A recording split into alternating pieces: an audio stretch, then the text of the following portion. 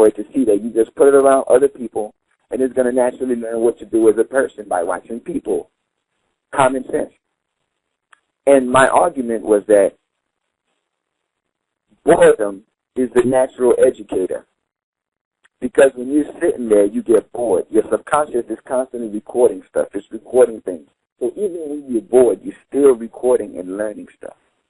It's just a matter of where you focus your attention and which way you redirect your attention and your energy in order to get yourself to the type of life you want to live. But learning is always happening.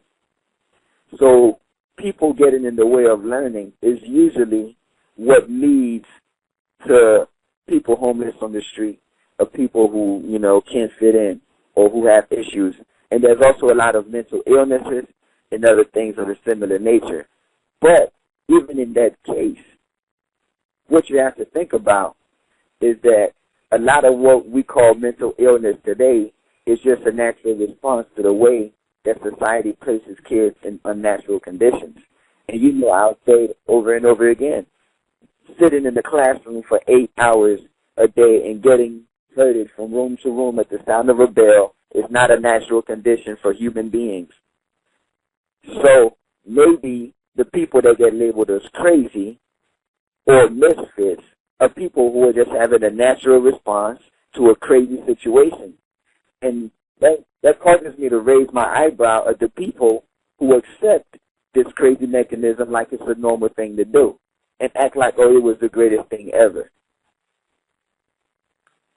But getting back to the point, though, boredom is a natural educator. So what was it that got in the way of these people who were all of a sudden unable to do what people naturally do, which is provide for themselves, go out in nature, hunt, look for food, look for resources, build a home, try to build a stable shelter, have some kids, whatever else. Now, it seems the only thing that everybody could get right is having kids. But the other part of it gets interfered with. And if you think about it, that is what schools are there to do. Schools are not there to make you smart. Schools are not there, well, at least the pretense of schools, the story, the purpose of schools, what they should be doing is just preparing people to deal with life situations, to be able to make enough money, to be able to get into the right social settings that they need to be able to express themselves properly, to be able to defend themselves properly, and to be able to enter into business, into contract with other people. That's what schools are supposed to prepare you to do. But you find more and more people who come out of the school system after all these years who are still unable to do that, who still have a hard time doing that. Now, I would say the majority of people who come out of schools are really unable to do that. But their lifestyle and their wealth or way of life is being perpetuated by laws, which is what I talked about in the previous episode when I brought up the fact that the reason schools or the reason that school programs are being so successful and profitable for people is because laws keep them going. Just like if I was to go and try to become a real estate agent, if I want to sell my own house, it's no problem. I could do that, make the money, put out the ads, advertise, put out flyers, whatever, do everything it takes to sell my house. No problem. Now, if I'm a good marketer and I want to help my neighbor sell his house, or I want to help people in the local community sell their houses for a small fee, see, I'm not able to do that because of legislation, because cops, regulators, somebody's going to show up at my door and fine me, give me a ticket, and it's going to be escalated until I either pay them or I stop doing what I'm doing.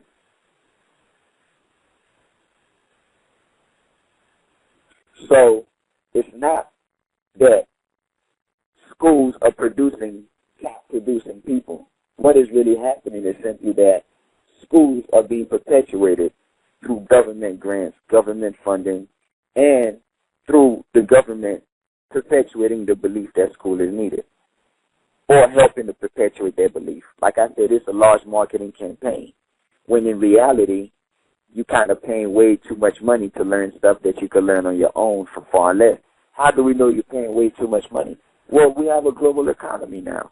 Look overseas and see how much people are spending over there. Is the quality of their education any less than the quality of this one?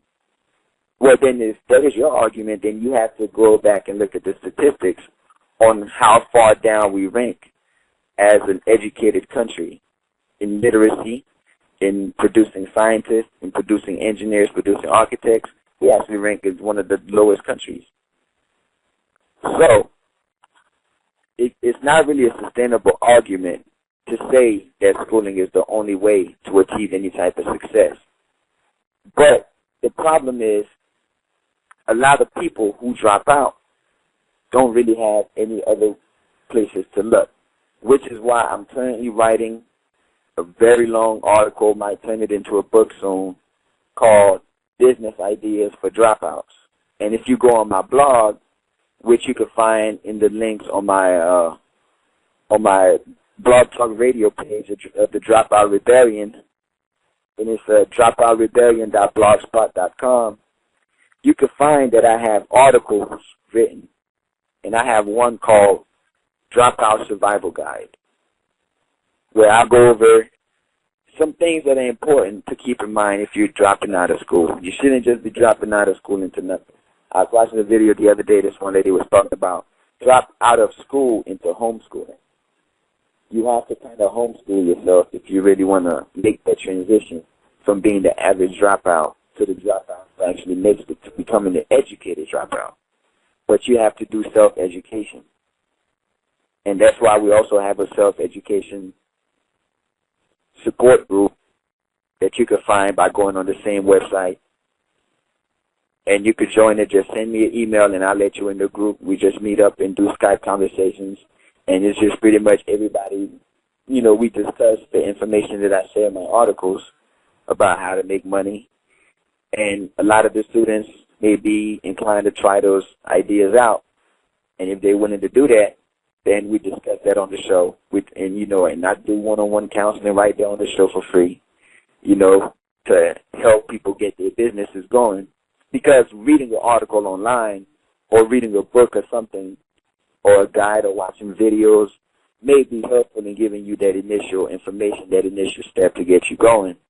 But you also have to sometimes talk to people who've had experience doing similar things or who are still doing similar things, so you could get a new perspective from someone with more experience, which is why I decided to put together the self-education support group, which you can find on my blog also.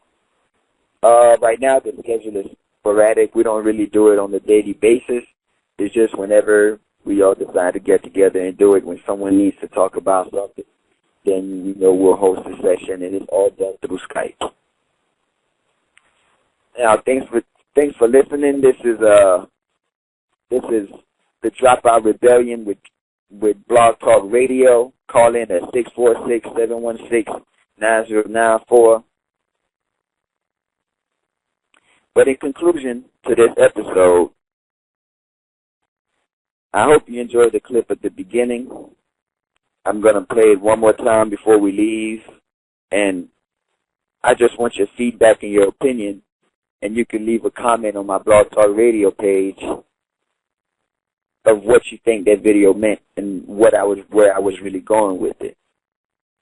Because I did make it a little satirical. I did make it a little what's called doublespeak, where you say one thing and you mean something else.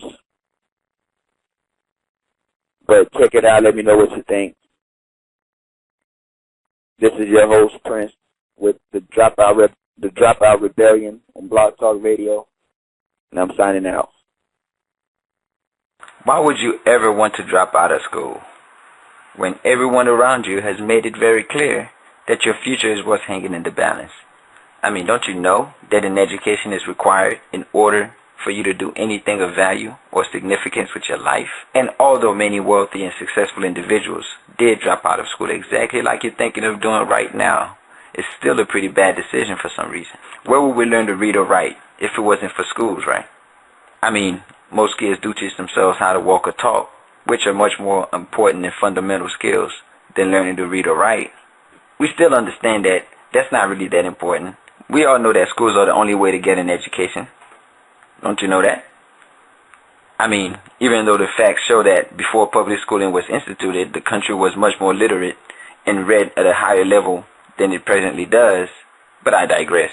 I'm getting off point. Why would you drop out of school when you know that dropouts earn less money than graduates? Even though it has been shown over and over that school education has no direct correlation to income or financial success later in life, why are you acting like school isn't a fun place to be anyway? I mean, when I was a kid,